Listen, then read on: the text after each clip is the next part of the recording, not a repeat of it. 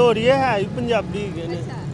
ਇਹ ਬਸ ਲਾਹੌਰ ਹੈ, ਲਾਹੌਰ ਤੁਸੀਂ ਇੰਨਾ ਲਾ ਲਓ ਹਿਸਾਬ, ਚਾਰੋਂ ਸੂਬਿਆਂ ਦਾ ਦਿਲ ਹੈਗਾ।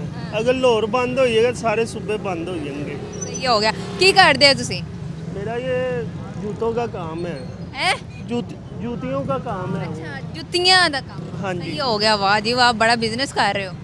बिजनेस खा करना है। जो इन्होंने वो नजायज तजावजात के लिए इन्होंने जो काम किया हुआ है वो बुरा हाल किया है हमारा।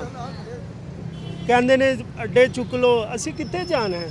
ਆ ਵੇਖੋ ਨਾ ਹੁਣ ਜਿੰਨਾ ਗਰੀਬਾਂ ਦੇ ਲੱਗੇ ਹੋਏ ਨੇ ਇਹਨਾਂ ਨੇ ਕਿੱਧਰ ਜਾਣਾ ਹੈ? ਇਹਨਾਂ ਦਾ ਨੁਕਸਾਨ ਕਿੰਨੇ ਭਰਨਾ ਹੈ? ਉਹਨੇ ਤੇ ਆਰਡਰ ਕਰ ਦਿੱਤਾ ਮਰੀਮ ਬਾਜੀ ਨੇ ਕਿ ਤੁਸੀਂ ਇਹਨਾਂ ਨੂੰ ਚੁੱਕ ਦਿਓ, ਮਗਰ ਉਹਨੂੰ ਇਹ ਪੁੱਛਣ ਵਾਲਾ ਕੋਈ ਹੈ ਹੀ ਨਹੀਂ ਹੈਗਾ ਕਿ ਅਸੀਂ ਆਪ ਬਕਾਇਦਾ ਖੁਦ ਨੂਨ ਲੀਗ ਨੂੰ ਵੋਟ ਦਿੱਤਾ ਹੈ। ਇਹ ਸਾਡੇ ਬਜ਼ੁਰਗ ਹੈਗੇ ਨੇ, ਇਹਨਾਂ ਦੇ ਮਾਸ਼ਾਅੱਲਾ 10 ਜੀਏ ਖਾਣ ਵਾਲੇ ਸਟਾਲ ਸੜਕ ਤੇ ਲਗਾਉਂਦੇ ਨੇ। ਅਗਰ ਸਾਡੇ ਕੋਲ ਇੰਨਾ ਕੁਝ ਹੋਵੇ, ਇੰਨੇ ਮਸਾਇਲ ਹੋਣ ਤੇ ਅਸੀਂ ਦੁਕਾਨਾਂ 'ਚ ਨਾ ਬੈਠੇ ਹੋਈਏ।